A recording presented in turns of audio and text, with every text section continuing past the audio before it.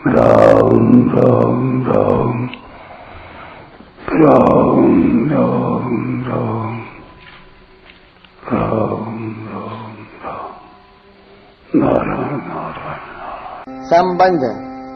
बढ़े हुए रजोगुण के क्या लक्षण होते हैं, इसको आगे के 12वें श्लोक में बताते हैं।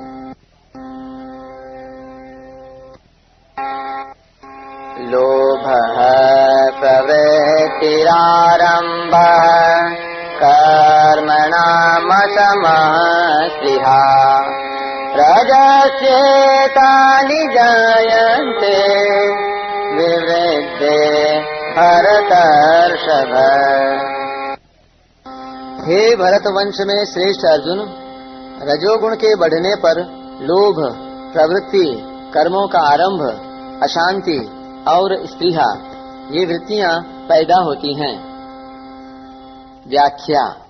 लोभः निर्वाह की चीजें पास में होने पर भी उनको अधिक बढ़ाने की इच्छा का नाम लोभ है, परंतु उन चीजों के स्वाभाविक बढ़ने का नाम लोभ नहीं है। जैसे कोई खेती करता है और अनाज ज्यादा पैदा हो गया, व्यापार करता है और मुनाफा ज्यादा हो गया, तो इस तरह पदार्थ, धन आदि के स्वाभाविक बढ़ने का नाम लोभ नहीं है और यह बढ़ना दोषी भी नहीं है। प्रवृत्ति ही कार्य मात्र में लग जाने का नाम प्रवृत्ति है, परंतु राग द्वेष रहित होकर कार्य में लग जाना दोषी नहीं है, क्योंकि ऐसी प्रवृत्ति तो गुणातीत महापुरुष में भी होती है। राग पूर्वक अर्थात सुख, आराम, धन आदि की इच्छा को लेकर क्रिया में प्रवृत्त हो जाना ही दोषी है। आरंभः कर्मणाम। संसार में धनी और बड़ा कहलाने के लिए, मान आदर प्रशंसा आदि पाने के लिए नए नए कर्म करना, नए नए व्यापार शुरू करना, नई नई फैक्ट्रियां खोलना, नई नई दुकानें खोलना आदि कर्मों का आरंभ है। प्रवृत्ति और आरंभ इन दोनों में अंतर है। परिस्थिति के आने पर किसी कार्य में प्रवृत्ति होती है और किसी कार्य से निवृत्ति होती है, परंतु भोग और संग्रह के उद्देश्य से नए नए कर्मों को शुरू करना आरंभ है।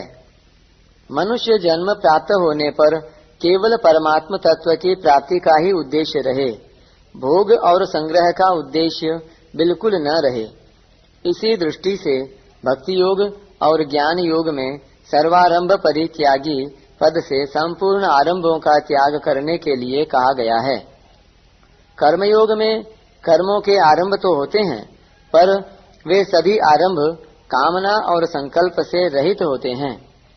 कर्मयोग में ऐसे आरंभ दोषी भी नहीं है, क्योंकि कर्मयोग में कर्म करने का विधान है और बिना कर्म किए कर्मयोगी योग पर आरूढ़ नहीं हो सकता, अर्थात समता पर आरूढ़ नहीं हो सकता।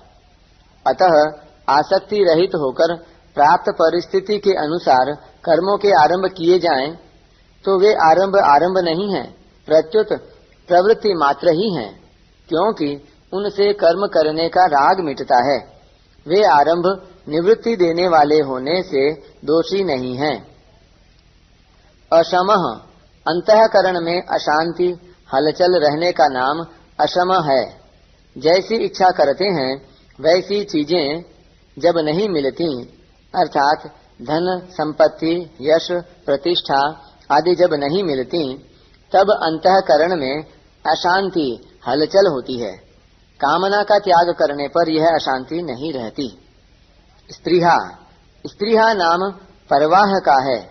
जैसे भूख लगने पर अन्न की, प्यास लगने पर जल की, जाड़ा लगने पर कपड़े की परवाह आवश्यकता होती है।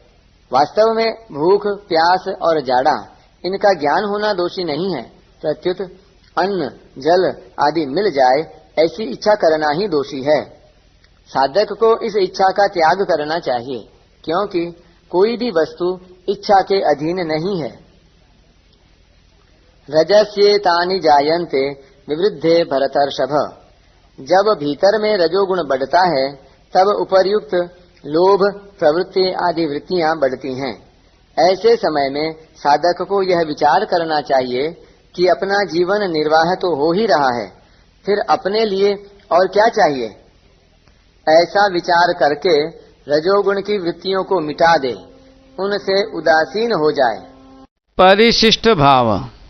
रजोगुण के बढ़ने पर सत्वगुण के प्रकाश और ज्ञान दब जाते हैं। रजोगुण असंगता का विरोधी है। रजो रागात्मकम विद्धि। क्रिया और पदार्थ का संग करने के कारण यह मनुष्य को योगारूढ़ नहीं होने देता, कारण कि मनुष्य क्रिया और पदार्थ से असंग होने पर ही योगारूढ़ होता है।